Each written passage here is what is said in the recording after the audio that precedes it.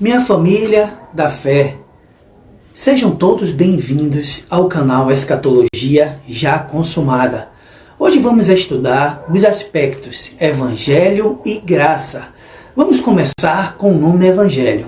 O que significa esse nome, Evangelho? Significa boas notícias ou boas novidades. Sua origem vem do grego Evangelion.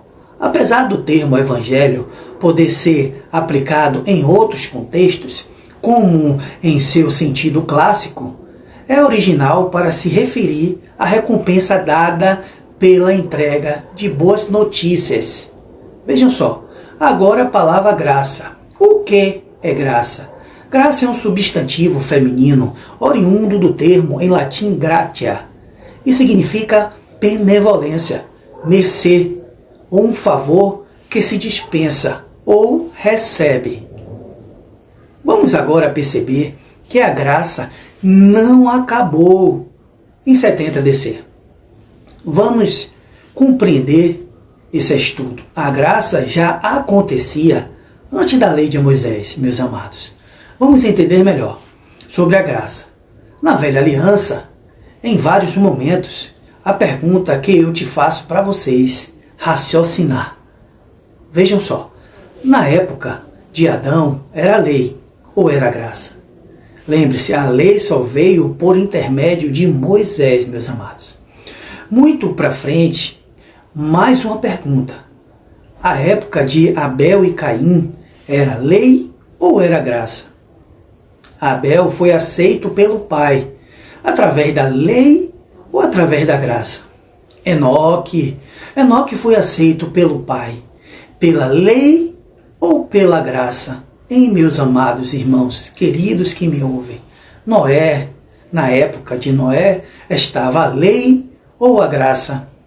Vejam só, Abraão foi chamado pelo pai pela lei ou pela graça?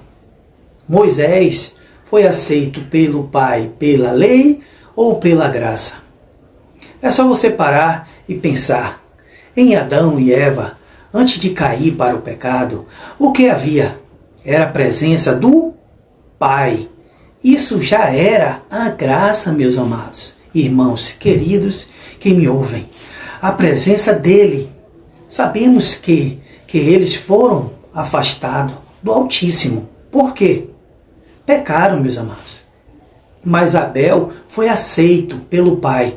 Ele foi aceito pela lei ou pela graça? Pela graça, meus amados, pois recebeu o Altíssimo em si e agiu corretamente. Enoque é o mesmo caso. A graça estava em sua vida, a presença do Pai. Também aconteceu com Noé, meus amados, que recebeu o Altíssimo em si. Ou seja, ele recebeu a graça de Deus. E foi aceito, ele foi pela graça. Por ter o Pai em si, meus amados. O mesmo aconteceu com Abraão. O mesmo aconteceu com Moisés. E assim por diante. Na velha aliança existia, veja só, a graça. Presença do Pai, os profetas eram aceitos pelo Pai. Porque, meus amados, estavam cheios deles, da sua graça, da sua presença. Vamos entender que a palavra graça não era só para a nova aliança, mas também para a velha aliança. Infelizmente, na velha aliança, eles estavam sem a presença de Deus, meus queridos. Por isso que se enfatiza que a graça só começou no madeiro, meus amados. Olha só, mas a graça sempre existiu, tanto na velha aliança como na nova também. Infelizmente, como na velha aliança, poucas pessoas davam ouvidos à voz de Deus. Preferiram seus desejos carnais, preferiram suas próprias vontades. O Pai então separou um povo na terra, aonde ele daria sua voz externa no povo, que era a lei estampada nas pedras, para que as pessoas todo dia lessem e pudessem praticar. Era algo que todos os dias eles precisavam fazer, meus amados, porque não davam ouvidos à voz que vinha do Pai.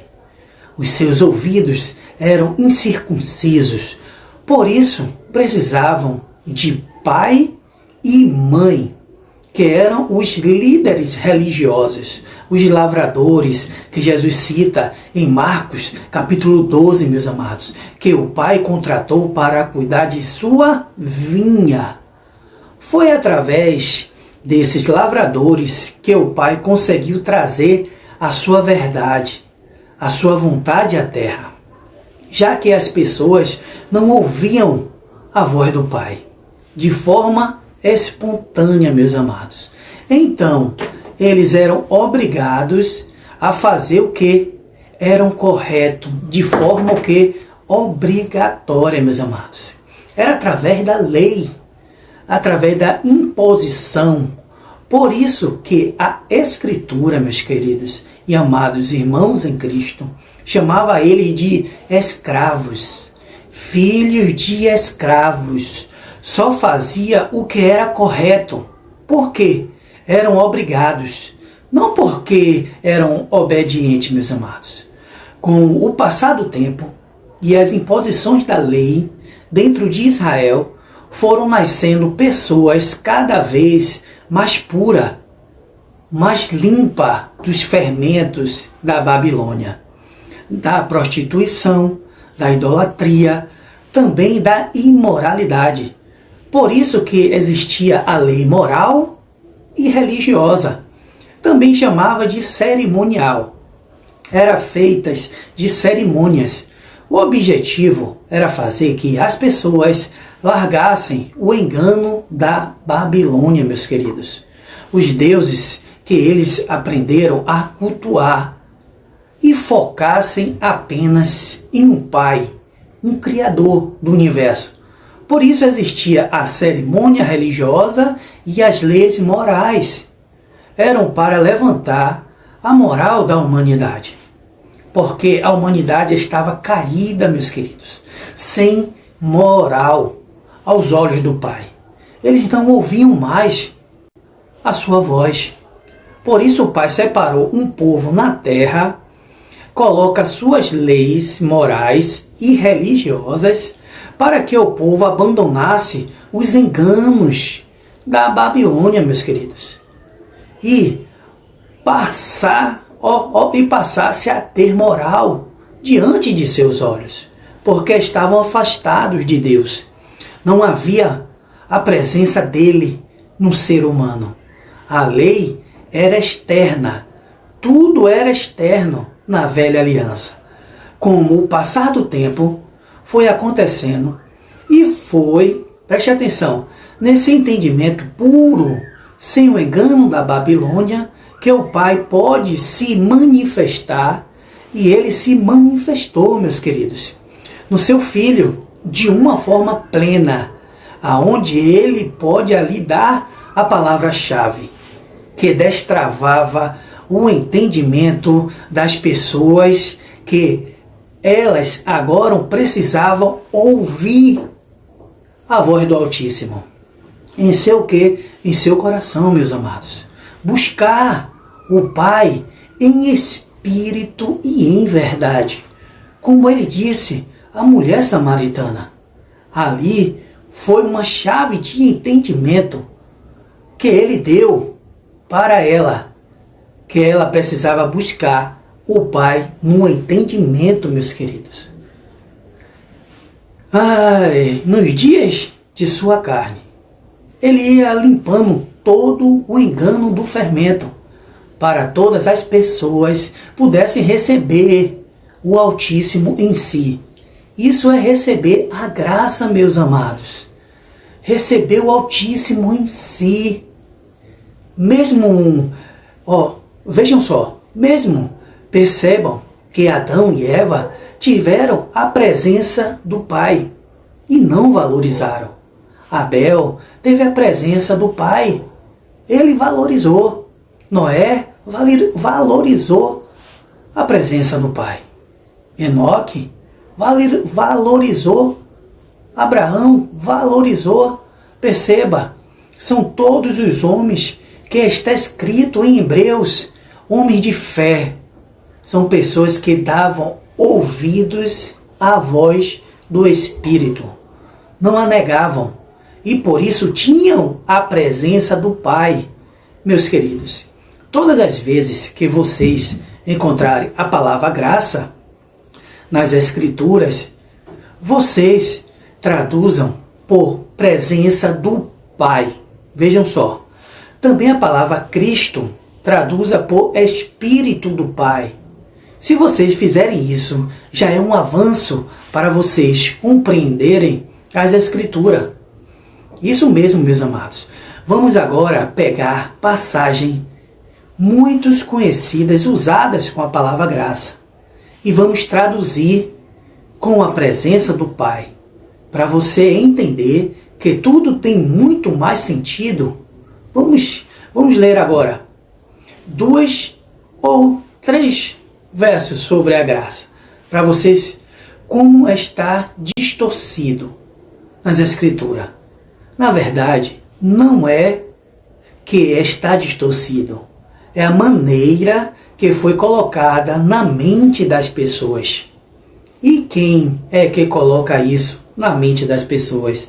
Meus queridos, amados irmãos, os mesmos que escondem o reino do Pai aos homens. Mateus 23, se beneficiam, veja só, lucram com as coisas do Altíssimo.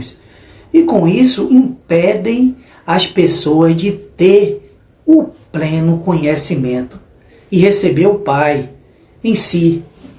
Para o mundo voltar a receber o objetivo e iniciar, o mundo tem que voltar a ser perfeito, meus queridos. Nas cartas de Colossenses, Cristo em vós é a esperança da glória. Quando ele diz Cristo, traduza por Espírito, por energia pelo Pai na pessoa. Quando ele desce a uma pessoa a sua voz, aí sim a esperança para a sua glória. E não simplesmente dizer, eu creio, achar que está vivendo a graça, mas continua praticando suas obras infrutíferas, meus queridos, durante todo o dia. E depois vai para o culto religioso, praticar seus rituais. São homens e mulheres enganadores, meus queridos, que tiram a verdade do Pai das pessoas para colocarem o engano. E as pessoas ainda continuam longe de Deus, não recebendo eles em si, e continuam com suas obras infrutíferas no seu dia a dia.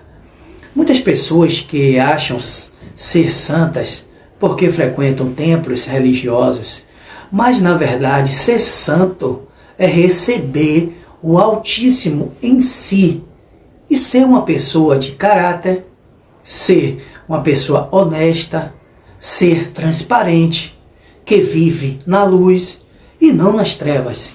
Isso é ser santo, receber o santo em si, sem muito gira-gira. Apenas a pessoa passa a buscar o Pai de forma racional, meus queridos. Em um culto, meus queridos, racional. Isso é receber o santo em si.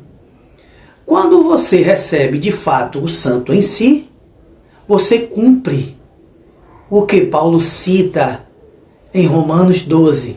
Confira comigo. Você não se conforma com esse mundo, com uns enganos, com tantas falcatruas, meus amados e queridos irmãos, com mentiras, com fofoca. Você se transforma, você se renova, você se torna uma nova pessoa, porque o santo passa a habitar em você. E aí você vai experimentar qual é a boa, perfeita e agradável vontade do Pai.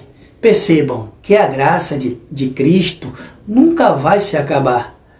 Enquanto tivemos, nesse corpo físico, a presença do Pai, do Altíssimo em nós, em nossas vidas. Muito obrigado, meus queridos e amados irmãos, pelos carinhos que recebo, pelos compartilhamentos. Agradeço que esta palavra corra e as pessoas compreendam o que é Evangelho e o que é graça. Boas novidades, ou seja, Cristo em nós é a esperança da glória. Fique com Deus, meus amados, porque Ele é o autor e consumador da nossa fé.